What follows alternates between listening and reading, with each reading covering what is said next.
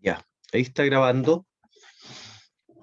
Estuve analizando el desempeño en los últimos talleres. Ya estamos realizando el segundo taller, que es de sistema off-grid, y realizamos anteriormente uno de on-grid.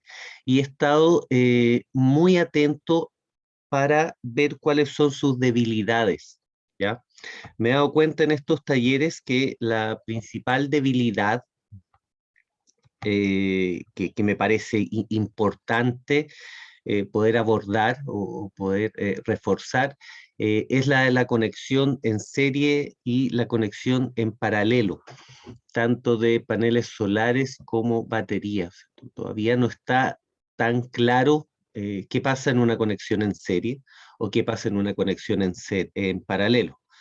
Todavía no se tiene claro de que en serie, cuando conecto en serie un positivo con un negativo, se suman las tensiones, o sea, se suman los voltajes y se mantiene la intensidad en unidad de amperios. Y en conexión en paralelo, lo que se suman son las intensidades en unidad de amperios y se mantiene la tensión. Estos dos conceptos, que son bastante simples, tengo que pedirles que por favor los refuercen. Ya.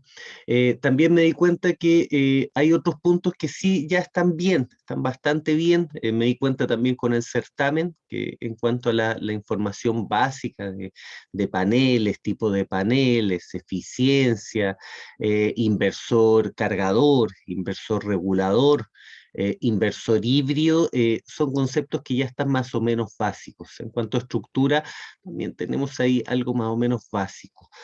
Les cuento, yo tengo presentaciones por módulos. Por ejemplo, vimos regulador, ahora viene inversor, panel fotovoltaico, estructuras.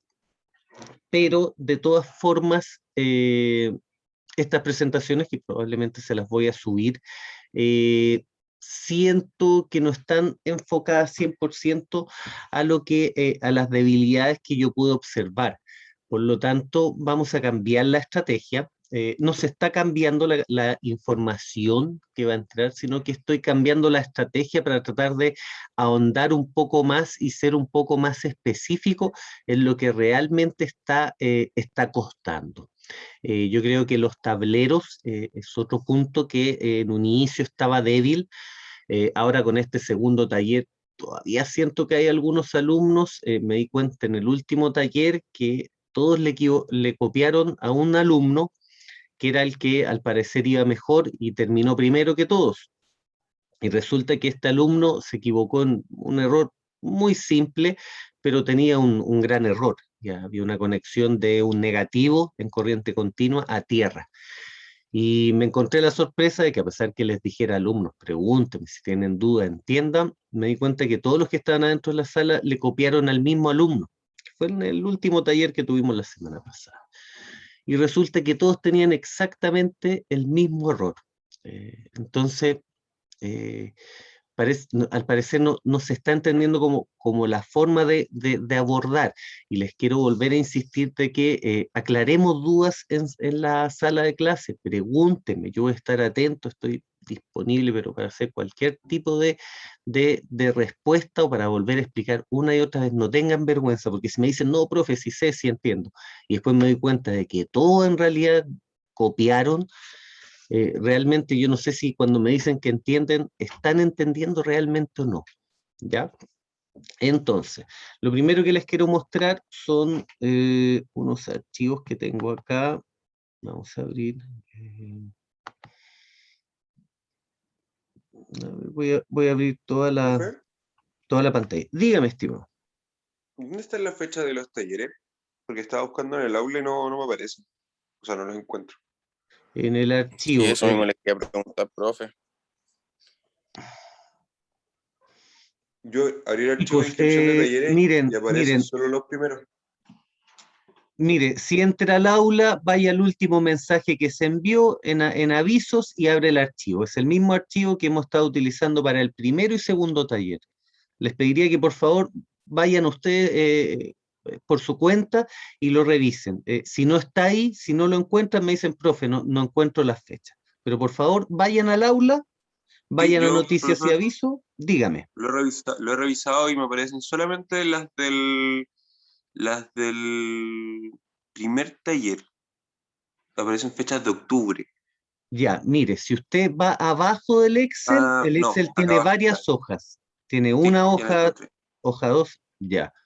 Por favor, Gracias, profesor. chiquillos, ya el que no lo ha encontrado le pido que por favor lo revise. No, no me voy a detener a revisar ni a mostrarles uno por uno el calendario porque está ahí. Si no lo encuentran, me avisan y vemos cómo, le indico cómo llegar al aula y cómo llegar al archivo. Pero ahora quiero que aprovechemos estos tiempos. No son muchas clases teóricas las que nos quedan, por lo tanto, las quiero aprovechar a full y quiero que vean también el contenido técnico que hay.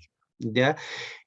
Lo que vamos a hacer ahora, vamos a analizar, no vamos a analizar todos los archivos, vamos a analizar uno particularmente, pero sí les quiero mostrar los archivos o lo que hay existentemente, ¿ya?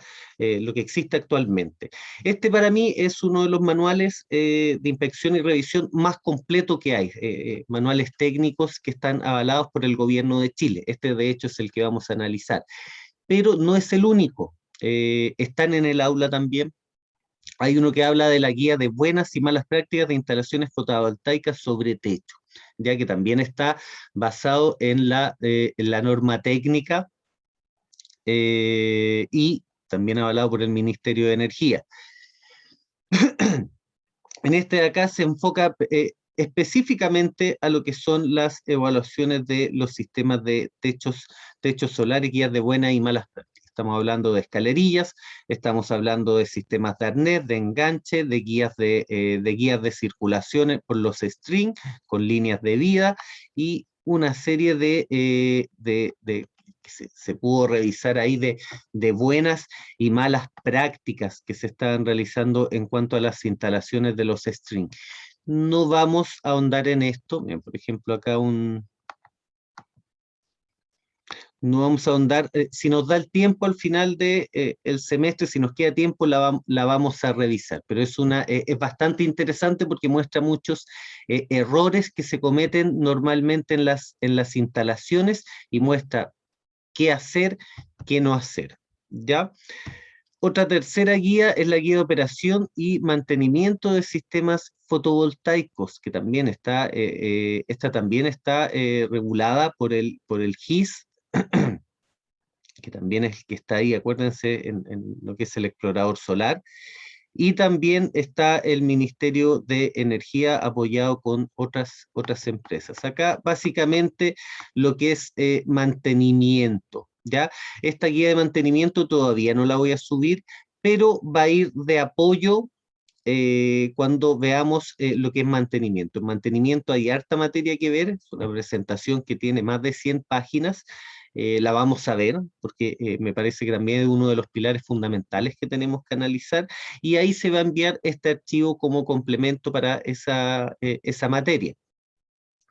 Y tenemos el instructivo técnico, que es el instructivo que por lo general imprime por ahí Diego, el ayudante que tenemos. Diego se basa mucho en este instructivo que habla de los diseños de las instalaciones del tipo on-grid, ¿ya? Abocado prácticamente 100% a lo que es on-grid. Habla lo que dice la norma, las protecciones, los tipos de protecciones, y principalmente lo que es normativa. Acá vemos normativa, normativa, normativa, normativa, normativa. Prácticamente la mayoría es normativa y aparecen también algunos datos técnicos, pero también todos abocados a lo que es normativa para el cálculo de sistemas como también para la instalación. Esto es normativa. Esto ya está lo pueden revisar online. Y el último archivo, que también se los voy a subir, es una guía de evaluación inicial de edificios para instalaciones de sistemas fotovoltaicos. Este también es una guía, bueno, como lo dice acá el archivo, genera un checklist, genera un listado de todos los alcances que yo debo considerar cuando vaya a realizar una instalación fotovoltaica. Por ejemplo, ¿qué es el programa de techos solares públicos? Que por ejemplo es este programa al que se están acogiendo los hospitales, los colegios, el GAM en Santiago, por ejemplo, el IST en Santiago, el Colegio La Salle en Santiago en fin, una serie de empresas o de edificios grandes que han sido acogidos a este financiamiento, a este apoyo del gobierno. ¿Ya? Objetivos de la guía: alcance los sistemas fotovoltaicos según la ley 20.571, beneficios y ejemplos. ¿Ya?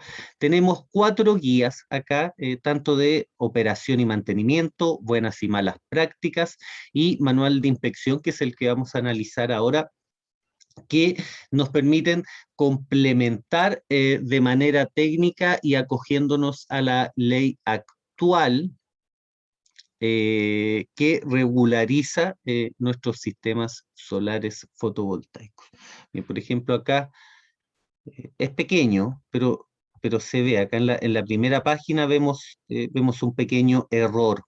Todos están viendo la imagen, ¿cierto? Me parece que sí. En esta imagen acá hay un palo, fíjense, que es como un palo de cerca. Este palo, a lo mejor en esta época no está generando una sombra, pero yo les aseguro que en invierno sí la va a generar. Por ejemplo, palos como estos, que nos generan una pequeña sombra parcial dentro del panel, son el principal, son el elemento principal o una de las principales causas de los hot spots en los paneles. ¿Ya? O sea, este palo que va a estar, por ejemplo, 6 meses acá, generando una pequeña sombra, pero en esa pequeña sombra, en ese punto donde va a estar la sombra, se va a generar un punto caliente, ya que va a ser un punto que no va a estar generando electricidad, y al no estar generando electricidad, no estar generando un flujo de electrones en el campo fotovoltaico, va a funcionar como una carga, como una especie de cable va a funcionar, que no va a estar generando, pero sí va a ser una carga, y toda la corriente va a tender a pasar por esa zona como una carga, entregando energía, disminuyendo la eficiencia, generando la degradación de la célula fotovoltaica, y en un determinado momento podría incluso aumentar la tensión, temperatura del panel, y por ahí podría fallar algún diodo, fundir alguna caja de diodos, o podría generar algún tipo de corte en el string del panel. Hay una serie de efectos que se pueden generar por los famosos hotspot, que los vamos a ver cuando veamos mantenimiento, ¿ya? Es una materia que todavía no vemos, pero vamos a ver, así que no se preocupen. Y esta guía es la que vamos a analizar ahora. Bueno, esta está elaborada por la Comisión Nacional de Riego. Observen, o sea, acá no es el Ministerio de Energía, pero sí esta revisión, diseño y diagramación por Estudio Solar, lo deben conocer, realiza muchos cursos de energía solar, y no puedo mover esto acá, en un segundo.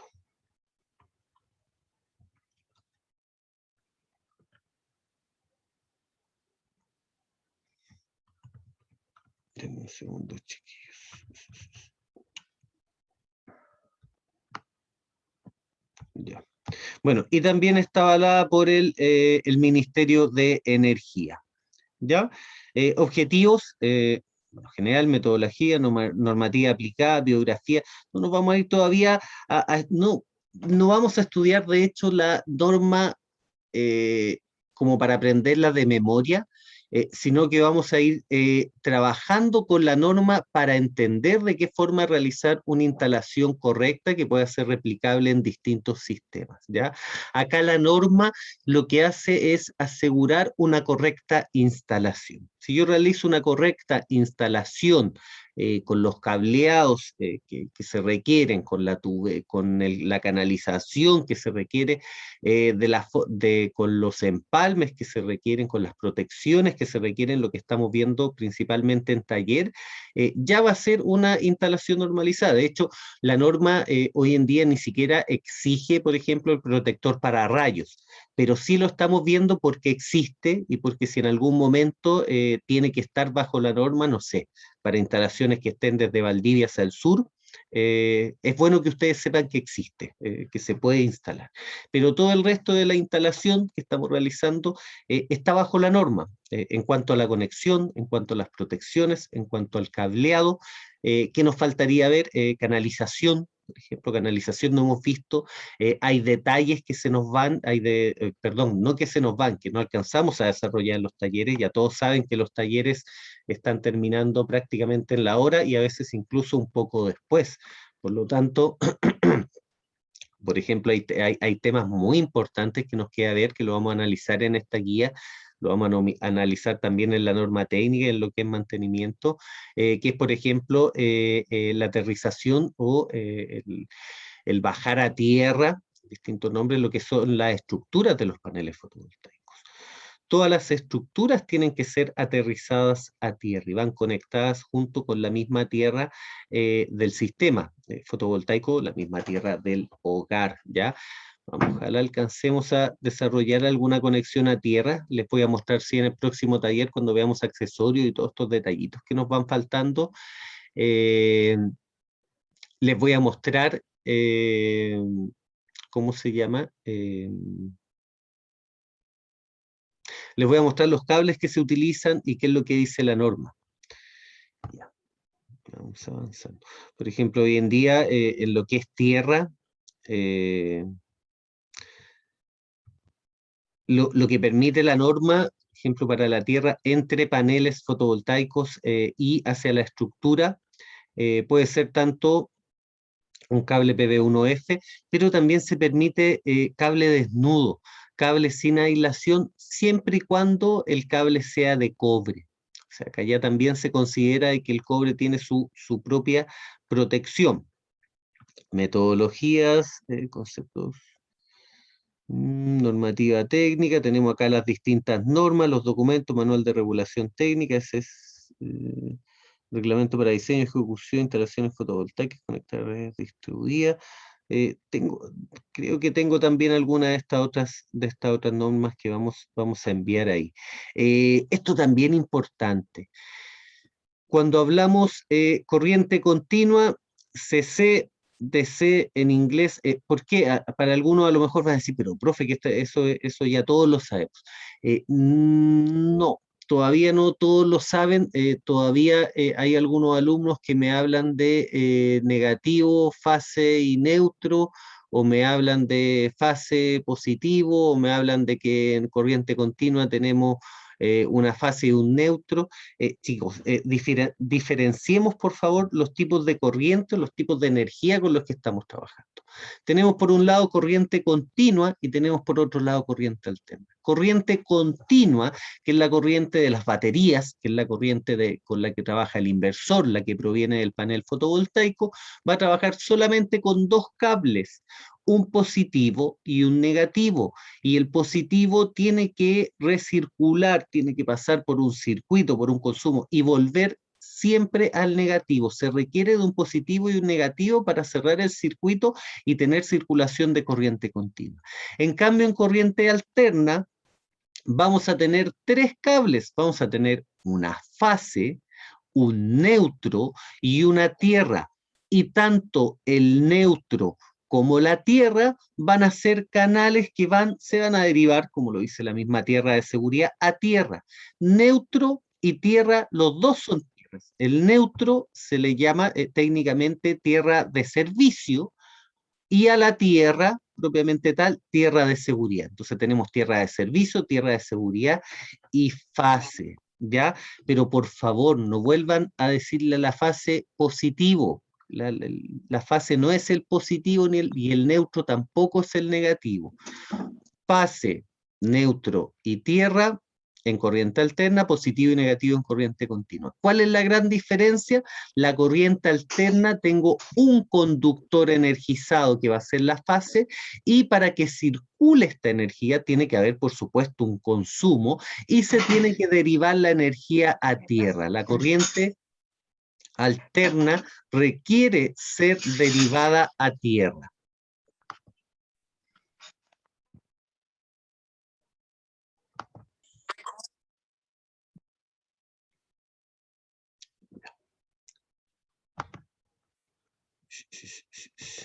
A ver, tierra, voy a leer acá para conductor de protección por la cual fluyen las corrientes de fuga de una instalación hacia el sistema de puesta a tierra del sitio.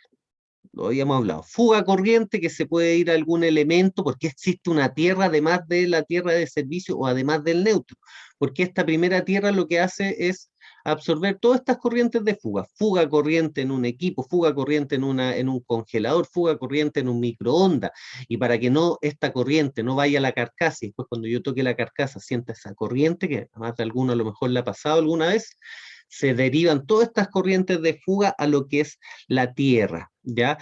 Por ejemplo, cuando se trabaja con sonido, por ejemplo, si alguno de ustedes toca batería, toca órgano, toca música, qué sé yo, es DJ, es muy importante esta tierra de seguridad, ¿ya? Si no tienen tierra los equipos de sonido, equipos de audio o equipos de video, estos funcionan con interferencia, porque siempre hay una pequeña corriente de fuga que si no es derivada a tierra va a generar un pequeño ruido, una pequeña interferencia en la red. Por lo tanto, muy importante. Fase, en corriente alterna se refiere al conductor eléctrico por el cual circula la corriente eléctrica. Es el que se puede medir tensión en voltios con respecto al cable de tierra. El caso de la corriente monofásica en Chile, este valor corresponde nominalmente a 220 voltios. Nominal, ¿ya? Real, 230 voltios hasta 240, me parece que máximo puede soportar o puede estar transfiriendo la compañía. Pero normalmente 229, 228, 230 voltios es lo que yo voy a medir. ¿Ya? Esto igual que una batería. Una batería nominalmente son 12 voltios, como el panel.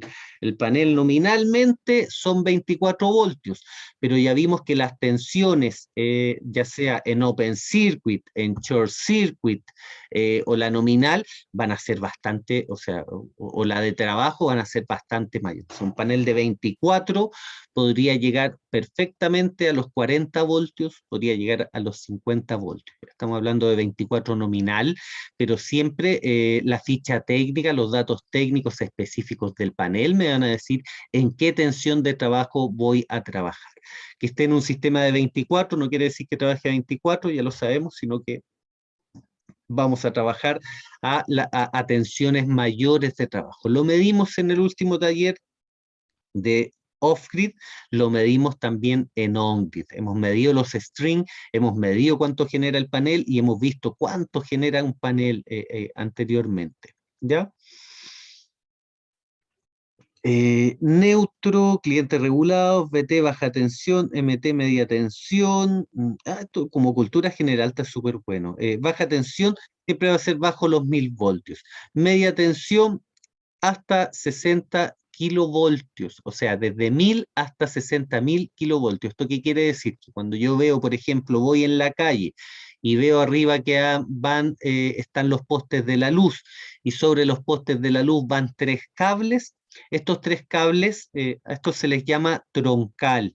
Y estos 3 cables lo que llevan es media tensión, o sea, están llevando desde 1000 a 60.000 voltios. O sea, si usted mide tensión en un cable de media o alta tensión, no va a tener 220 o 230 voltios, sino que vamos a estar trabajando desde 1000 hasta 60.000 voltios, ya en estos troncales grandes. Y de ahí se va derivando la energía a los respectivos transformadores, que son estos transformadores, o que en la jerga eléctrica los viejos que instalan les llaman mochila.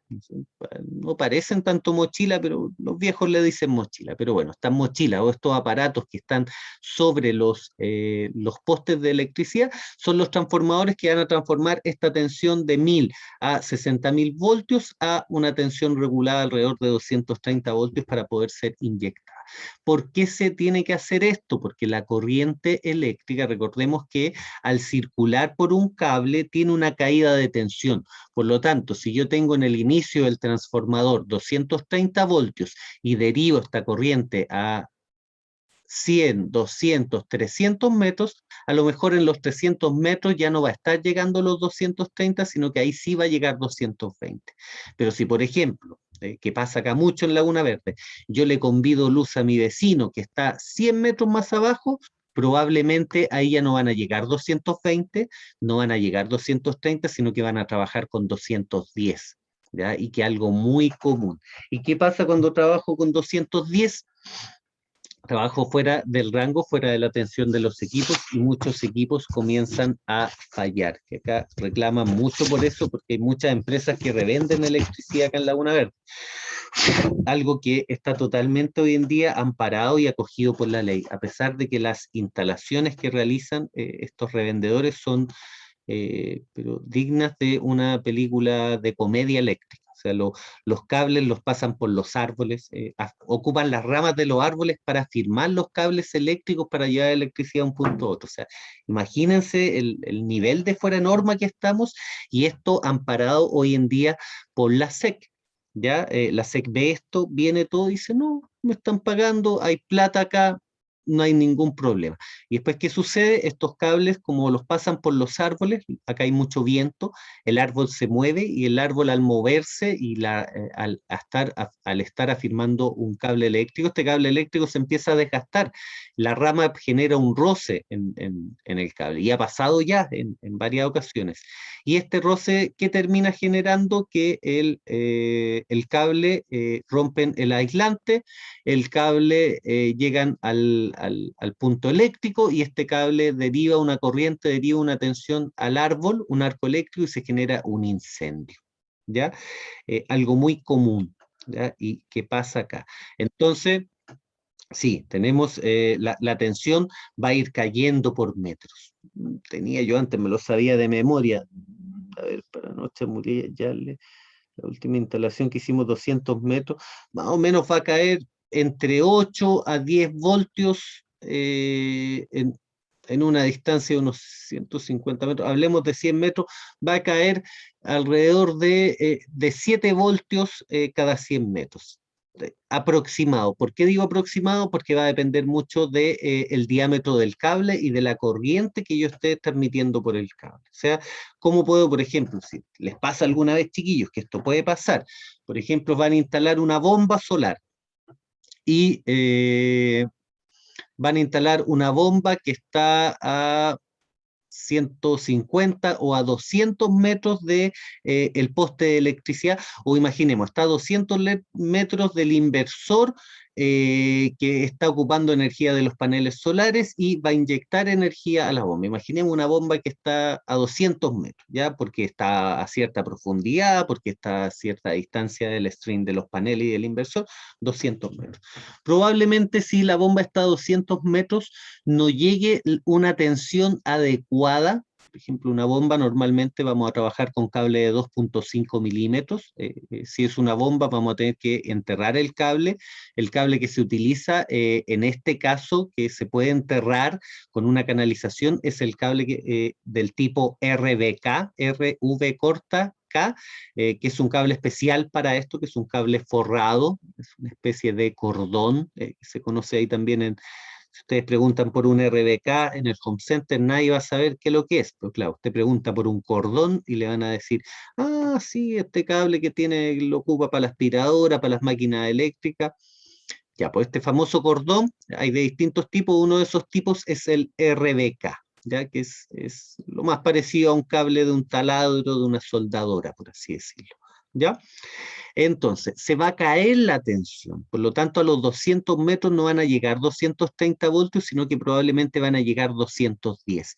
Y con 210 voltios la bomba solar no va a encender. ¿Ya? Pensando que es una bomba alterna, hoy en día los sistemas de bombeo solar se trabajan tanto en corriente alterna como en continua. ¿Ya? Si vemos, por ejemplo, en la página de Sol, vamos a ver que el elemento que conecta el panel fotovoltaico con mi bomba es un equipo que se llama driver, ¿ya? Este driver viene a ser un regulador e inversor especial para bomba, ¿ya? No es para una casa, es especial para una bomba. ¿Y qué es lo que hace este driver? Durante el día transforma la energía de los paneles de corriente continua a corriente alterna y mantiene la bomba funcionando todo el día. Pero también los drivers se pueden conectar a un sistema de energía de apoyo. Por ejemplo, se pueden conectar a unas baterías, a un generador a gasolina, a un generador diésel, y mantener siempre la bomba funcionando, ya sea día o noche, o día y noche, perdón. ¿Ya?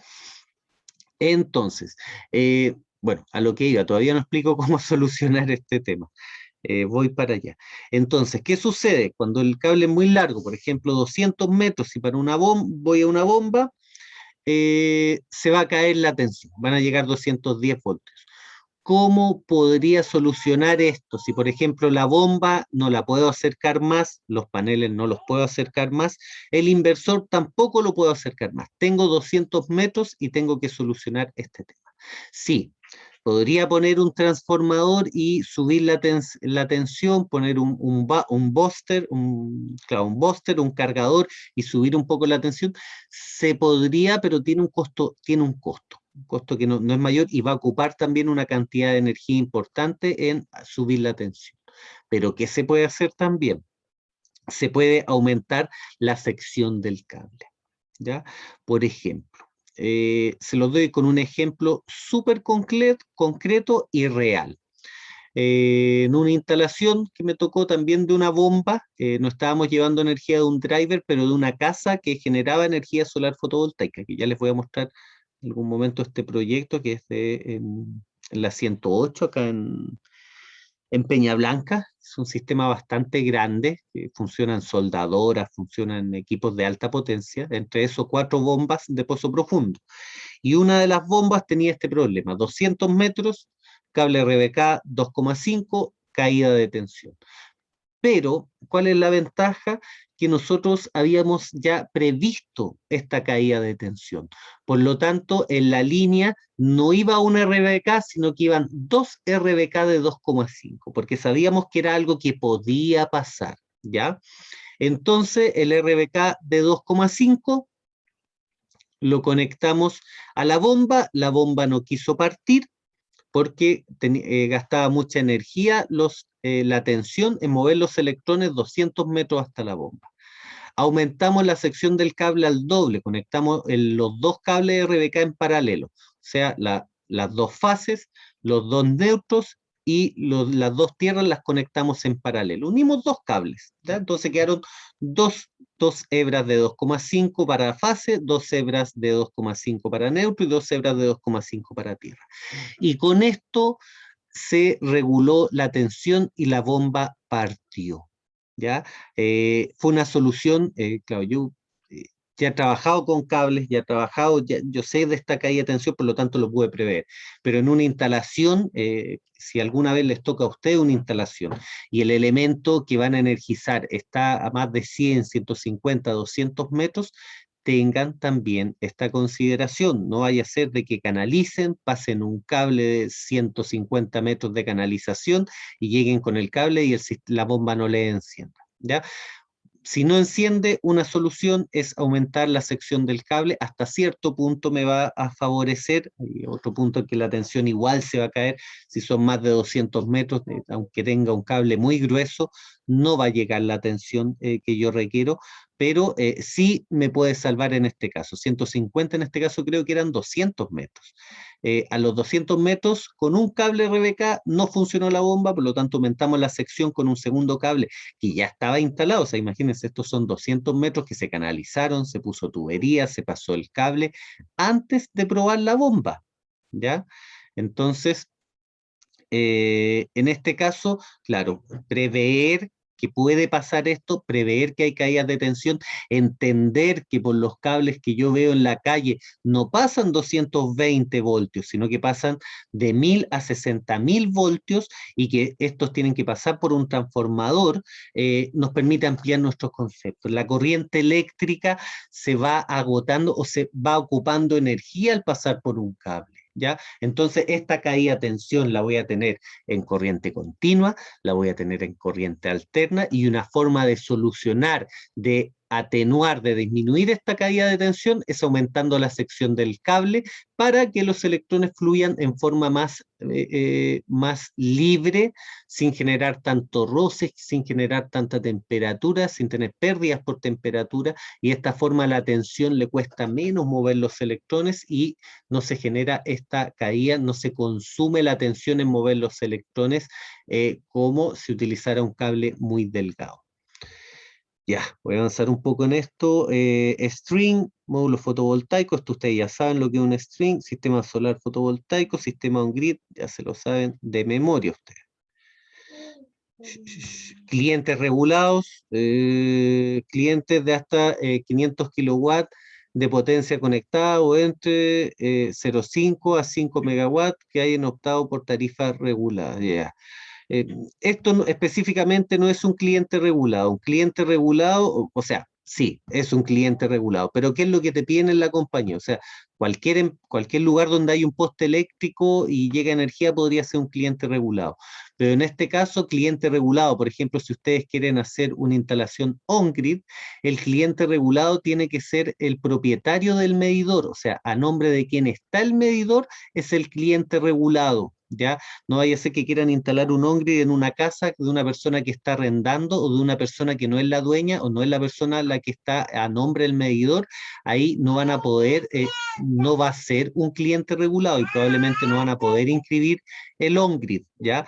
Cliente regulado es el cliente propietario, tiene que ser un cliente también que esté con la cuenta al día. ¿Por qué se los cuento? Antes yo trabajaba realizando proyectos para la Casa Central, proyectos eólicos, fotovoltaicos y experimentos que se le ocurrían a los viejos de allá.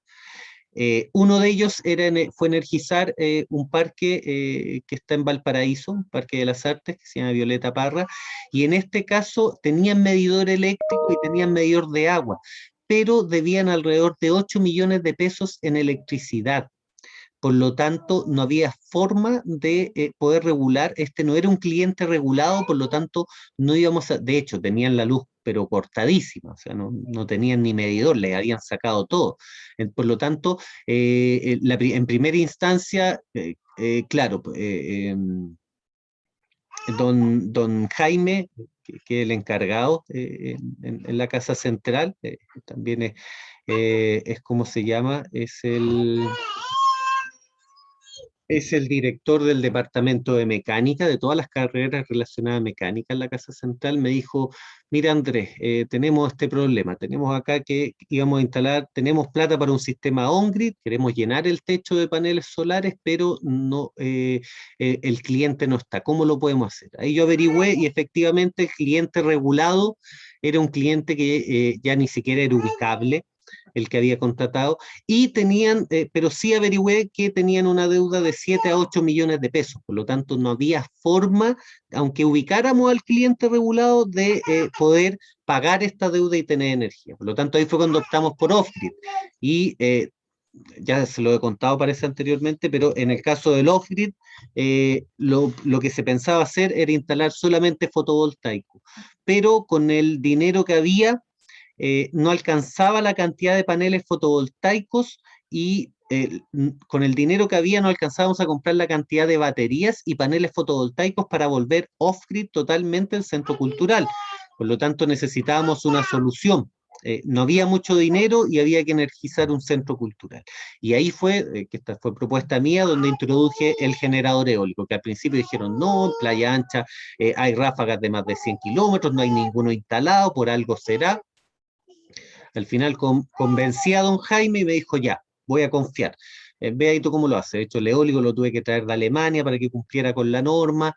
Lo instalamos y por el mismo costo de un sistema fotovoltaico, o sea, por un costo mucho menor de un sistema fotovoltaico, instalamos un sistema híbrido, fotovoltaico y eólico, con menos baterías, con menos paneles, pero que genera la misma cantidad de energía que un gran fotovoltaico con una gran cantidad de baterías. Esto netamente porque el eólico, donde mayor cantidad de energía genera, es precisamente cuando baja la temperatura, cuando se va el sol, cuando va a salir el sol, que son en los momentos que también las baterías están con una menor carga. Por lo tanto, generamos un sistema híbrido que pudo cumplir con lo solicitado. por don Jaime Espinosa. Sistema off-grid MS4, ya saben, IP, me imagino que saben lo que es. Índice de protección de equipos contra efectos ambientales. El IP tiene dos números, por ejemplo, IP64, IP68. El primer número es la protección para polvo y el segundo número es la protección para el agua.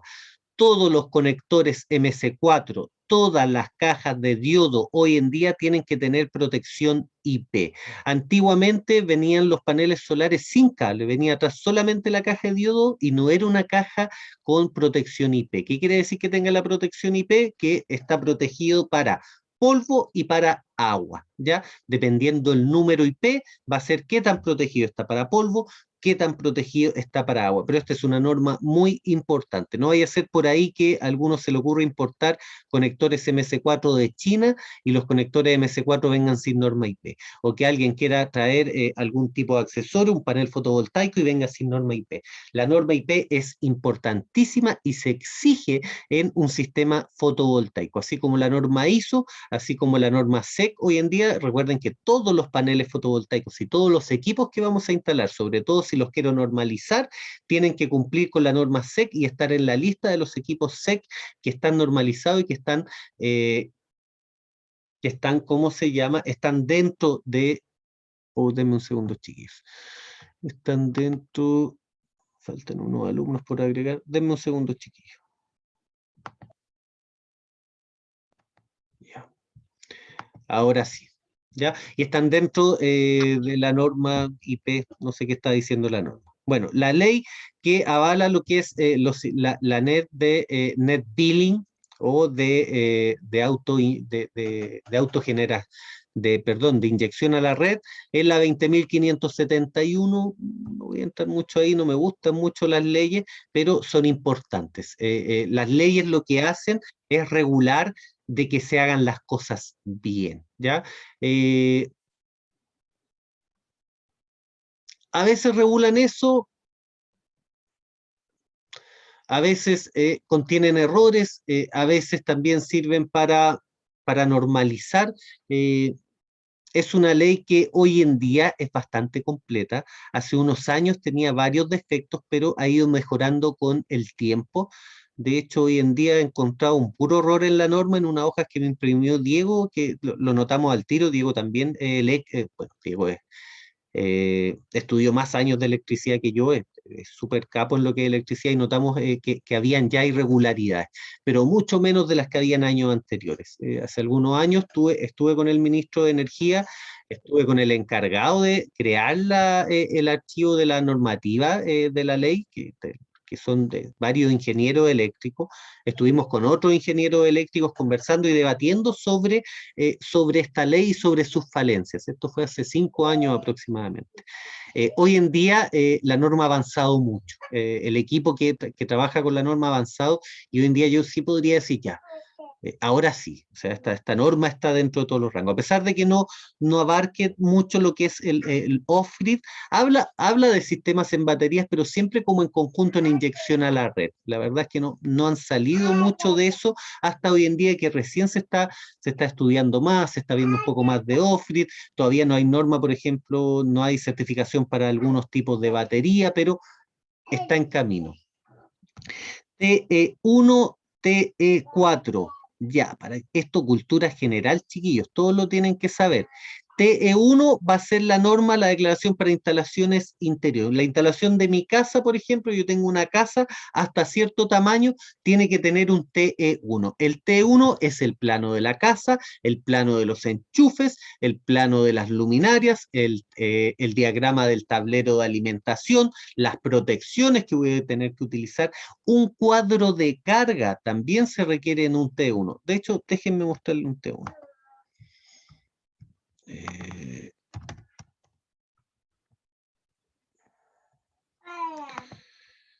A ver, correo.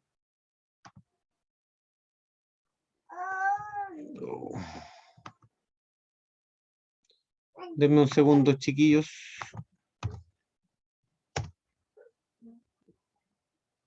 Aquí estamos.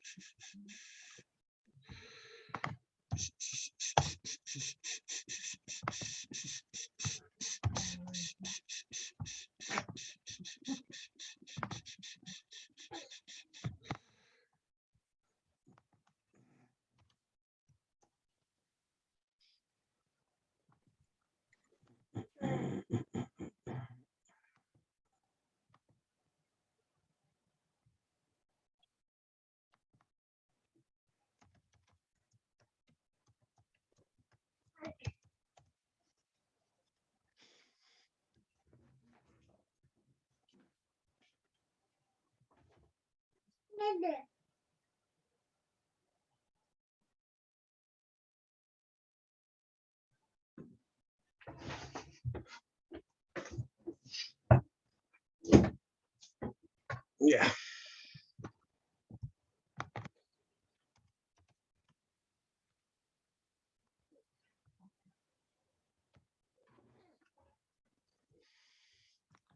Vamos a cambiar la pantalla. Vamos a mi correo eléctrico.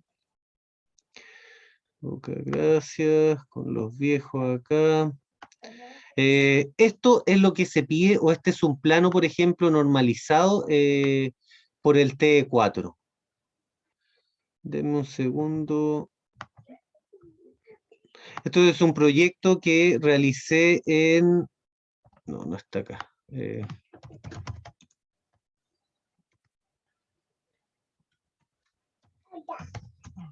En el Duoc de Valparaíso. Plano eléctrico. En el Duoc de Valparaíso, en el Duoc de Viña del Mar instalamos una tienda y a mí me pidieron hacerme cargo de lo que es sistema eléctrico. Bueno, yo no hago estos planos, yo todo lo tercerizo, pero yo me encargo de que funcione y yo reviso los planos. O sea, este no es un plano que me lo entreguen y, ya está listo el plano, se tiene que revisar el plano. ¿Qué es los principales puntos de un plano? A ver, esperemos ahí que cargue un poco, está un poco pixeleada la imagen.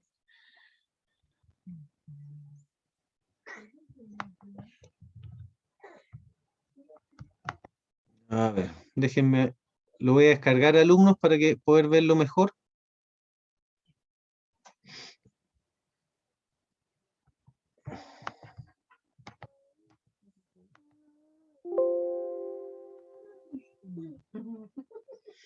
Ya.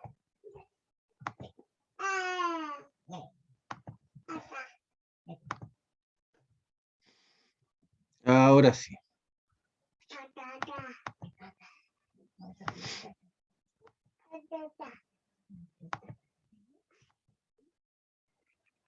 Por ejemplo, ¿cómo puedo expandir esto? Dame un segundo. Acá.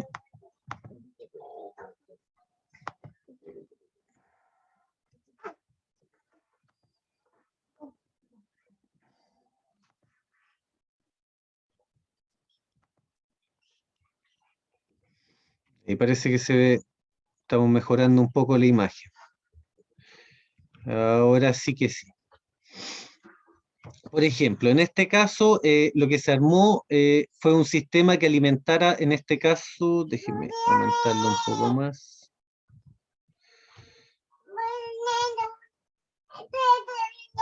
Por ejemplo, este es el plano este es el plano de enchufes. Acá lleva enchufes en la caja, llevan unas Ventus que son vitrinas. Estos son enchufes específicos que tienen que ir a suelo.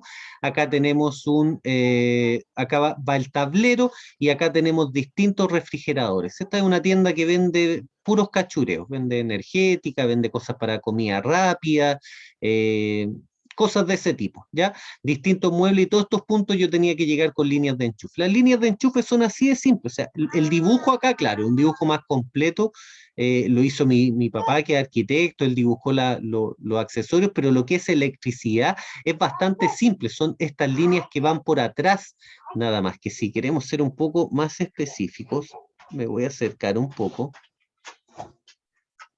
Esto es el diagrama de enchufes. Por ejemplo, en una casa, yo voy a hacer un T1, tengo que tener este plano. Acá un enchufe, otro enchufe. Fíjense que acá hay una línea, dice un 3 y una flecha. Esto lo van a ver mucho en los en los planos eléctricos. ¿Esto qué quiere decir? Que esta línea va acá que dice TDA, tablero de alimentación, y al módulo 3. O sea, va a ser al módulo 3 y esto va al tablero de alimentación. Por lo tanto, no tengo que llenar de líneas que vayan al tablero de alimentación, sino miren, acá va 3 a TDA. A TDA. Todos estos van al tablero de alimentación, ¿se fijan? Pero no todo eso tiene que tener, no solo eso tiene que tener un T1. Un T1 tiene que tener un diagrama unilineal también de las protecciones, ¿ya? Observen acá, tenemos las protecciones eléctricas y tenemos, recién estábamos viendo, módulo 1, 2, 3, 4, estas son las distintas protecciones que se van a alimentar. Y no solo esto, cuadro de carga. Este es un cuadro de cargas, por si alguno no lo había visto, yo muchas veces lo comento, no sé si lo conocen o no. El cuadro de carga lo que hace es mostrarme la energía, la potencia que yo voy a consumir por los distintos puntos, por las distintas protecciones que vamos a tener instaladas.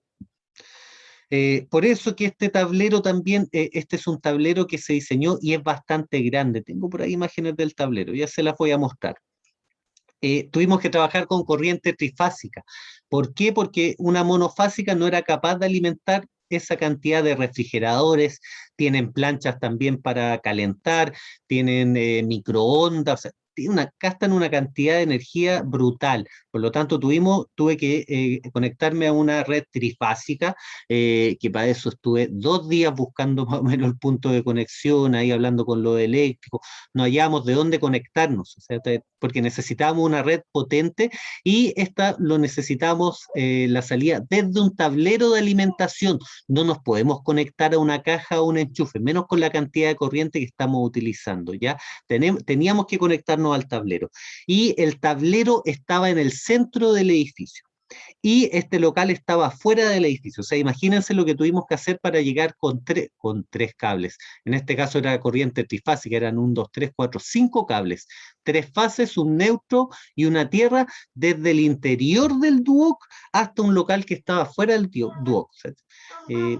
Fue un gran desafío. Esta pega a mí en todo caso me encanta. O sea, jamás voy a decir que no, si es más grande el desafío, más entretenido. Se logró. Y bueno, se gana buena plata porque se trabaja con empresas de retail que pagan una brutalidad. Se logró, pero esto es lo que se pide. O sea, este es el nivel que tiene que tener un T1, ¿ya? En este caso se hizo para la empresa Maxica, que es dueño también Manfred Polman, que también les comenté otros trabajos también que estuve realizando incluso en la casa de él. Y esto básicamente, este es más o menos el diseño del tablero. Pero no, tenía otro de tableros, no lo encuentro acá. Bueno, las simbologías, les muestro por ejemplo uno distinto. Estos son de luminarias. Estos son puntos de luz, estos son paneles cuadrados de 60 por 60. Esto es con cielo falso, por lo tanto, algunos de los cuadrados del cielo falso llevan esta iluminación. Todo este diseño también lo tuve que hacer, qué luces íbamos a calcular, íbamos a utilizar calcular de que las luminarias funcionen con el nivel mínimo de lúmenes que se exige en un establecimiento como este. O sea, no es llegar y poner luminarias como a uno se le ocurre, o poner menos luminarias para gastar menos. Acá se exige una cantidad de lúmenes mínimo para que pueda funcionar, ¿ya? Acá tenemos líneas eléctricas, esto también tenía que alimentar una cortina eléctrica afuera. Es un espacio, chiquillos, que no debe ser de más de 20 metros cuadrados, pero tiene una instalación eléctrica como la que utilizaría una casa de 300 metros cuadrados. Así trabajan estos sistemas. Por lo tanto, es mucho cable, muchas conexiones en un espacio muy reducido, ¿ya? Esto también exige un gran orden. Tengo que ser muy ordenado para trabajar con este tipo de sistemas. Ya, disculpen que me haya ido, sentía que era importante que vieran eso. Eso es T1, ¿ya? El TE4 es el trámite eléctrico número 4 utilizado para la declaración de comunicación de puesta en servicio de de generadoras residenciales de acuerdo a la ley 20.571. El TE4 es el famoso trámite que yo tengo que realizar para poder inscribir, para poder certificar y para poder principalmente inyectar. En la primera clase yo les hablé de la ley de generación y cuáles eran sus principales alcances, ¿ya? Bueno, primero, distribuir a clientes regulados. Segundo, establece una tarifa para la corriente que yo inyecto. Tercero, regula la energía que yo voy a inyectar. ¿Qué quiere decir esto? Contabiliza la energía que yo voy a inyectar. Y como lo habíamos visto, que yo lo transmito desde que llegué a la universidad, hoy en día no es tan eficiente, no es muy eficiente vender energía a la red porque te pagan menos de la mitad. Yo esto lo sé porque desde esa reunión que les comenté que tuvimos con el ministro de Energía y con los ingenieros que desarrollaban la norma, vimos esto, o sea, vimos que era un negocio para la compañía, o sea, ellos te venden a ti el kilowatt a 130, pero el kilowatt que uno inyecta te lo pagan a 60, te lo pagan a 70, depende del lugar donde uno esté inyectando. Por lo tanto, claro, acá el negocio es principalmente para la compañía.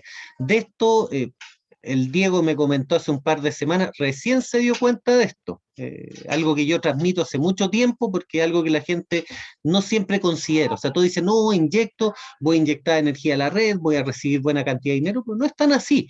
O sea, ¿cuándo conviene un on-grid? Que yo siempre lo ofrezco a los clientes. O sea, el TE4 sí, regulariza lo que yo voy a inyectar, pero yo también puedo diseñar un sistema que genere menos energía que la que se consume. Por ejemplo, en Ovalle, siempre hago pongo este ejemplo porque la cantidad que bajaron el costo fue increíble. O sea, de pagar 400.000 pesos mensuales por 2 bombas que bombeaban el agua a la viña, que era específico el medidor para estas 2 bombas, pasaron a pagar menos de 40.000 pesos todos los meses. Por lo tanto, el ahorro ahí sí es importante. Y ahí el ahorro es 1 a 1. ¿Ya? Pero ¿qué pasa en un sistema donde yo sobredimensiono y genero más energía de la que consumo? Sí, la voy a inyectar, sí, me la van a pagar, pero a un valor a menos de la mitad de lo que ellos me venden a mí la energía. Ustedes ya se lo saben, no tengo para qué ahondar más en esto. SEC, Superintendencia de Electricidad y Combustible, aguas arriba, aguas abajo. Sí, no se ocupa mucho, pero ya, veamos. Aguas arriba en instalaciones eléctricas se refiere a los conductores y componentes conectados entre la fuente generadora de energía y un componente particular de la instalación. Aguas abajo en instalaciones eléctricas se refiere a los conductores y componentes conectados entre un componente particular de la instalación y los consumos eléctricos.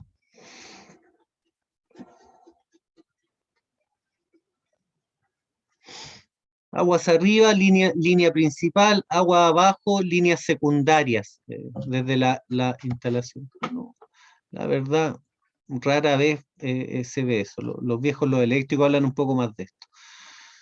Flujo eléctrico, flujo hidráulico, esto ya lo hemos visto. La resistencia, por ejemplo, lo vamos a ver en cálculo de cableados. No, acá no está, pero yo les voy a mostrar una tabla de secciones y vamos a ver esto sí se tiene que ver, cómo calcular un conductor. No cualquier conductor me sirve, el conductor también se tiene que calcular. ¿Y qué es lo que se va a calcular? Su espesor, su sección, ¿ya? Para que esta sección se acorde a la cantidad de corriente que va a circular por él. Potencia eléctrica, componente de una instalación, tablero, protecciones, por acá me quiero ir. Miren, hablábamos de los colores, ¿cierto? Acá en Chile, fase azul, rojo, negro, por lo general neutro, blanco, pero ¿qué pasa con un cable? La tierra verde o verde con amarillo, pero un cable que viene de Europa va a venir el neutro azul y la fase café. En Europa se trabaja mucho con la fase café y el neutro azul. Por lo tanto, ojo ahí. Si hay café, el café va a ser la fase. ¿Ya? Chicos, se los digo porque me toca trabajar con eléctricos que no tienen, y eléctricos que son eléctricos universitarios, que no tienen a veces estos conceptos claros. Claro, a lo mejor de repente por algún malentendido, qué sé yo, he pillado volando bajo, pero me han conectado mal. De hecho, en el MaxiK nos pasó una talla así, un viejo que nos conectó mal un enchufe. Pasa, a lo mejor a uno también le puede pasar, a lo mejor por cansancio, pero claro, a veces tenía viejos que han estado toda su vida haciendo instalaciones y de repente se caen en cosas así, pues se les va, se equivocaron o lo hicieron, no sé, por una mala onda o qué sé yo, no sé, pasa de todo en lo que es construcción. Pero pasa, para que no les pase a ustedes, porque los que muchas veces, si es que hay alguna falla en un sistema, los que van a tener que revisar son ustedes. No, me pasa, en Puente Alto, en Santiago, instalamos un sistema, una casa con tablero de protecciones, activamos el tablero de protecciones, se caía, se caía, se caía, se caía. Y chuta, yo revisando la instalación, revisé, mi instalación está completamente buena, está todo perfecto. ¿Qué hacemos ahí? Hay que revisar la instalación de la casa. La instalación de la casa en este caso era la que tenía falla. Y claro, el caballero me decía, no, pues si uno toca las máquinas, las de los helados, las de la carne, todas tienen como corriente por encima, pero me dice que no pasa nada, nunca le ha dado corriente a nadie. Sí, pero si tienen una corriente por encima, quiere decir que hay una corriente de fuga. Y si hay una corriente de fuga, el primero que se va a activar va a ser nuestro diferencial. En este caso, subíamos el diferencial, se bajaba. Lo subíamos, se bajaba. Porque estaba fugando corriente. De hecho, estaba gastando más corriente de la que estaba ocupando innecesariamente. ¿Ya? En este caso, a pesar de que el presupuesto iba con la regulación SEC, nosotros no pudimos regular esta instalación porque la instalación no estaba regulada. O sea, en este caso, el T1 estaba fuera de norma. No había un TE1 de la casa. Por lo tanto, si no había un TE1 regularizado, tampoco podíamos inscribir el TE4, porque el TE1, que es de la instalación de la casa, no estaba en norma. Por lo tanto, nuestro sistema on-grid de inyección tampoco iba a estar en norma. Acá quisimos, a pesar de que la norma no permite inyectar hasta que esté regulado el cliente, por ejemplo, yo instalo un sistema on-grid, yo no puedo instalarlo, ya está instalado, comienzo a inyectar. No, por norma tengo que esperar a que la compañía, que la SEC me autorice a inyectar, me autoriza a generar energía eléctrica. Por lo tanto, claro, si nos metemos con la SEC, nos metemos con la regulación, tenemos que también estar claros de que vamos a tener que cumplir con cierta norma y con cierta forma que exige protocolos y que exige tener una instalación en norma como corresponde y en buen funcionamiento. ¿Ya? Muy necesario. Acá está la mochila. Estas son las famosas mochilas que llaman los viejos los transformadores. Parece igual una mochila, parece como algo así. Entonces, claro, por las líneas, los troncales, cuando vean tres cables, ven, bueno, acá hay cuatro, seguramente acá están llevando neutro también. Ah, no, pues acá están los de alta tensión, son estos de acá arriba, estos tres. Siempre son tres fases. El neutro, fíjense que acá vamos con neutro. Acá que va con neutro, este lo da la compañía y lo toma de tierras que van instaladas, por lo general van en el mismo punto donde está el transformador. Tengo también mi línea de neutro. ¿Ya? Los tres cables principales, media o alta tensión, y los tres cables, cuando van cuatro cables, acá ya estamos hablando de baja tensión. Esto en corriente trifásica. Vamos a utilizar una, por supuesto, de cada una de estas.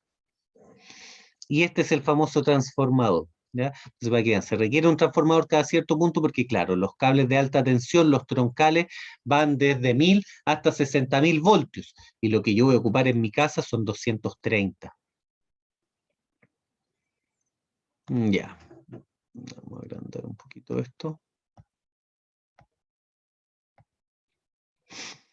Disposición de elementos en una instalación eléctrica. Tenemos nuestro troncal que viene acá arriba principal, tenemos nuestro transformador, el transformador, acá está el dibujo, el transformador, observen, es el que se deriva a tierra y este transformador es el que entrega el neutro de la compañía. La tierra que va a ir instalada en mi instalación eléctrica la instala el propietario de la vivienda. ¿Ya? La compañía eléctrica no entrega tierra, entrega una fase y un neutro en un cable que se llama acometida. Si le dicen la acometida, revise la acometida es la línea que va desde el suministro que me entrega la compañía, desde el poste eléctrico hacia el medidor. Y hasta acá, hasta este medidor que tengo acá, no hay nada que yo pueda tocar. Este medidor no se puede abrir. De hecho, acá viene con un sello y no se puede ni se debe abrir. Y acá donde vemos esta media luna es donde va la primera protección de mi sistema, que es un disyuntor. Por eso yo ayer les decía que, o cuando teníamos taller, les decía que se conecta primero el disyuntor. Normalmente en una casa, ¿qué es lo que veo? Yo veo el diferencial y que al diferencial se conectan distintos disyuntores. Está bastante bien, los disyuntores van después del diferencial, pero este diferencial ya está protegido por un disyuntor principal que es el que está en el medidor, el que está acá. Por lo tanto, esto me corrobora de que la primera protección en funcionamiento va a ser el disyuntor. ¿Por qué? Porque la energía viaja desde el poste hacia la casa. Por lo tanto, si hay algún desperfecto eléctrico, la corriente va a fluir y el primer punto por el que va a pasar va a ser este disyuntor. Por lo tanto, yo requiero que falle, en el caso de una sobrecarga, que falle primero el disyuntor para que se active y no dañe, por ejemplo, el diferencial que va a estar ya acá en el interior, en nuestro TDA. Medidor, del medidor sale una caja de empalme, esto por norma tiene que estar, no me puedo conectar directo al medidor, ¿ya? Porque si quiero hacer algún arreglo, si quiero desconectar o hacer alguna modificación, no voy a tener de dónde desconectar el TDA. Bueno, salvo acá de la protección que tengo arriba, si se va a poder, pero por norma requiere una caja de empalme. Y a la caja de empalme es donde yo voy a instalar mi TDA o tablero de alimentación. Y observen, el TDA es el que proporciona la tierra, que la tierra va a ser con una malla tierra, como vimos en las primeras clases, o puede ser con la famosa barra Cooper que deberían estar viendo ustedes en electricidad, ¿ya? Puesta tierra de seguridad y servicio, ¿ya? ¿Qué quiere decir esto acá abajo? Puesta tierra de seguridad y servicio. Quiere decir que el tablero eléctrico donde va a llegar mi neutro de la compañía y mi fase de la compañía, tanto el neutro de la compañía como mi tierra de seguridad se tienen que aterrizar acá. Por lo tanto, acá sí que sí, el cable blanco y el cable verde dentro de mi medidor, dentro de mi tablero de alimentación, perdón, tienen que ser derivados a tierra. Y a este mismo punto de derivación también vamos a conectar nuestro sistema fotovoltaico. El sistema fotovoltaico también se deriva a tierra. Se deriva el string de paneles que está en el techo a tierra, como también se deriva el equipo inversor, se deriva también a tierra. ¿Ya?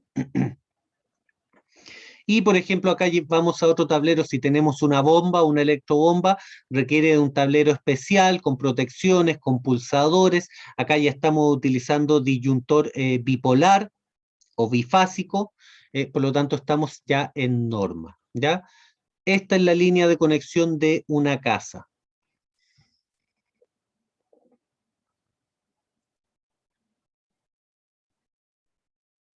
Esto es lo mismo. Acá tenemos el TDA, tablero de alimentación principal, pero lo muestran como en elementos. El elemento, ¿cuál es el tablero de alimentación? Esto acá. Acá tenemos un tablero de riego. Acometida, anclaje acometida.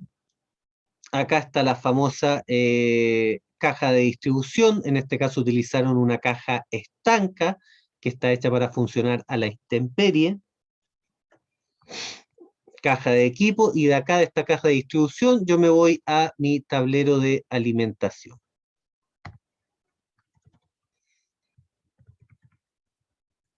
Miren, acá la norma chilena en ninguno de sus ítems trabaja con café, tampoco están trabajando con morado, ¿ya? Pero ojo, que también se utilizan, ¿ya? Acometida monofásica, rojo fase, blanco neutro, tierra verde. Trifásica vamos a utilizar azul, rojo y negro como fase, blanco neutro, verde tierra. Siempre el blanco neutro, verde tierra. ¿Ya?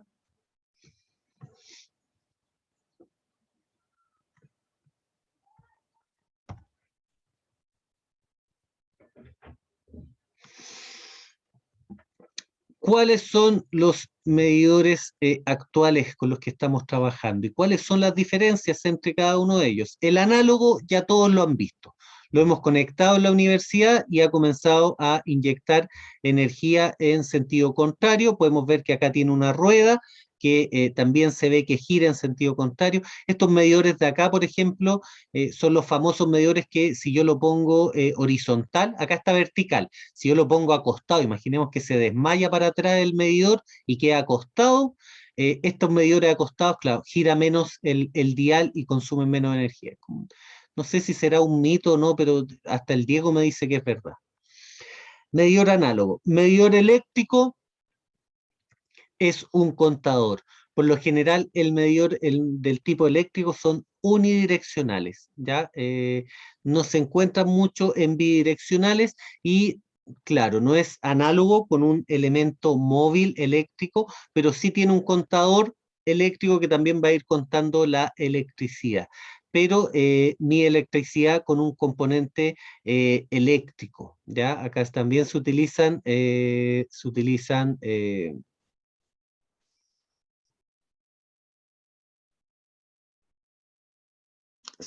transformadores, no recuerdo el nombre exacto, que es el elemento que contabiliza la energía en el eléctrico, pero es un detalle. Lo que sí nos interesa, que bueno, el análogo es el más cómodo porque gira e inyecta en los dos sentidos. El medidor eléctrico unidireccional normalmente, y tenemos acá el digital, que es lo último que se está instalando. ¿Cuál es? Voy a hablar más de las desventajas, muchas ventajas, bueno, más que es digital nada más, y que muestra acá en un dial digital cuánta es la corriente consumida. Pero en cuanto a desventajas, los equipos cuando vayan a una casa y tengan medidor digital, miden las dos direcciones, sí, mide unidireccional. Pero, por ejemplo, en este caso, si yo estoy trabajando con un sistema on-grid, va a contar la energía que yo inyecto y va a contar independiente la energía que consumo. Por lo tanto, al contar la energía que yo inyecto, esta energía que yo inyecto me la van a pagar a un valor menor de la que yo consumo. A diferencia, por ejemplo, de un análogo que como gira en sentido contrario, en realidad estoy comprando la misma energía que yo había usado anteriormente. Por lo tanto, acá la compra y venta es 1 a 1 con un análogo. Con un medidor digital, ahí no tengo por dónde escaparme. Ahí sí o sí, como la energía que yo consumo se mide en forma independiente a la que yo inyecto, el medidor digital va a contar la que uno inyecta y solamente lo que uno inyecta a uno se lo van a pagar, pero a una fracción de la totalidad del dinero. Por lo tanto, o sea, a una fracción de lo que a ellos nos ven, del valor al cual ellos nos venden a nosotros la electricidad. ¿Ya? Son como los tres tipos más utilizados que vamos a ver en todos lados. Ideal tener un análogo, pero hoy en día lo que más se ve son los digitales, ¿ya? Y bueno, el eléctrico también, que el eléctrico por lo general no nos va a servir para ni una cuestión, porque el eléctrico, por lo menos los que he visto yo, son unidireccionales. Profe, Dígame. ya creo que estamos en la horita. No, nos están cateteando para meternos a la otra clase. Ah, disculpen, chiquillos, perdonen, no me di cuenta de la hora. Dejamos hasta acá Ah, entonces. está interesante la clase. Miren, bien cortito, les voy a dejar igual las presentaciones que yo tengo con las que yo normalmente hago los cursos, pero acá siento que estamos yendo como directo a la norma y eh, siento que va a ser un poco mejor. Yo ya vi el nivel que tienen ustedes, por lo tanto, viendo el nivel, quiero irme a lo específico. Ya, vayan chiquillos, nos vemos en los talleres o la próxima semana. Tengan una buena Chao, semana. profe, nos vemos. Chao. Gracias, Gracias, profe. profe. Chao, Chao, nos profe. vemos. Chao. Profe, profe, ¿tiene un minutito? Sí, dígame nomás. Sí, mire, lo que pasa es que, bueno, lo primero, le envié el correo que me había dicho que le enviara. ¿Me podría decir si es que le llegó? Porque como le he enviado como 3 o 4 correos. ¿Quién es usted? Dígame su nombre. Felipe Cáceres. ¿Se acuerda que me había anotado la semana pasada para ver si es que voy a hacer la práctica con usted? Me dijo que voy a avisar, que había algunos compañeros esperando. No, lo que son las prácticas están listas. ¿Felipe Belmar o Felipe Cáceres No, Galleguillo? Cáceres, Galleguillos. Perfecto. Estaba el trabajo atrasado, que se lo había enviado ya varias veces, y la última vez me dijo que, bueno, dado lo de Jordan, se había abierto un cupo que estaba esperando otro compañero y me iba a avisar al respecto. Sí, el otro compañero ya confirmó, y mire, estimado, yo le voy a mostrar acá para que no piense que estoy chamullando con lo de los correos. Mire, acá busqué su correo, este es usted, A ver, y estos son los correos que tengo de usted. No tengo ninguno. no Estará tiene anotando. ninguno. Este es su correo, ¿cierto? Felipe.cáceres. No, es ¿Qué? Felipe, Felipe.a Cáceres. Lo que pasa es que le dije que ocupaba el personal y usted me autorizó a ocupar el personal. Ah, perfecto.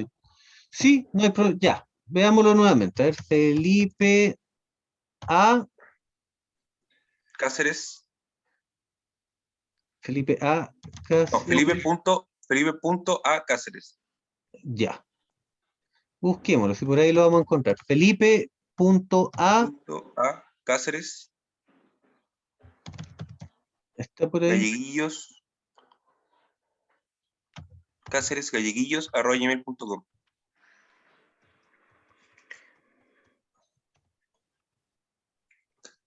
Nada. Tampoco, maestro. Ya. A ver, voy a ver qué estoy anotando mal yo. Lo mandé a andres.carrasco@usm.cl. Sí, sí, Va, qué raro. sí, súper raro. A ver. Ah, yo no creo que el correo de la universidad a lo mejor lo está enviando como spam o como alguna cosa así, lo voy a revisar, ¿no? Puede ser que llegue como spam. A veces por los títulos llega como spam. A ver, copiar acá, correo no deseado. No, no tengo nada en correo no deseado. Borradores, bandeja de entrada, lo vamos a buscar nuevamente. Qué raro. No, no se encontró nada. Y miren, bandeja de entrada, yo tengo acá los correos de la semana pasada. Ajá. Sí, no, se lo envié hoy día en la mañana. De hecho, se lo envié por hoy día en la mañana por lo mismo, para ver si es que podíamos buscarlo y que estuviera al tiro. Entonces se lo No, envié estimado, mire, dos esto es minutos lo de antes de la entrar al metro. semana pasada y no hay ninguno de ¿Al- usted. Algo está ¿Algún, pasando. algún Hagamos otro algo. medio? Disculpe, ¿Algún otro medio por donde se lo puede enviar? envíemelo a mi correo personal. Ya, lo anoto al tiro. Es ¿Ya? almaeco38 ¿Ya? @gmail. Ya. Ya, ahí se lo envió apenas terminemos acá. Ya, estimado, ningún problema, Lo yo se lo otro, reviso. ya, gracias. Ninguna posibilidad entonces ya de hacer la práctica. Práctica hasta el próximo año. De hecho, ya hay una persona inscrita para el próximo año. Este año ya se acabaron, me faltaba un alumno que me confirmó hace poquito en clase y ahí ya cerré. Cualquier cosa yo Ya, voy a avisar de aquí a diciembre, aviso, porque las prácticas empiezan en enero acá en Almaeco. ya, profe. ¿Y Ya. cómo funciona el tema de la práctica después cuando uno la realiza para la entrega del título? Porque como yo termino a fines del otro año, tendría que esperar un poco más. ¿Cómo sería eso? Claro, claro, tiene que tener la práctica aprobada para que le puedan entregar el título y evaluada.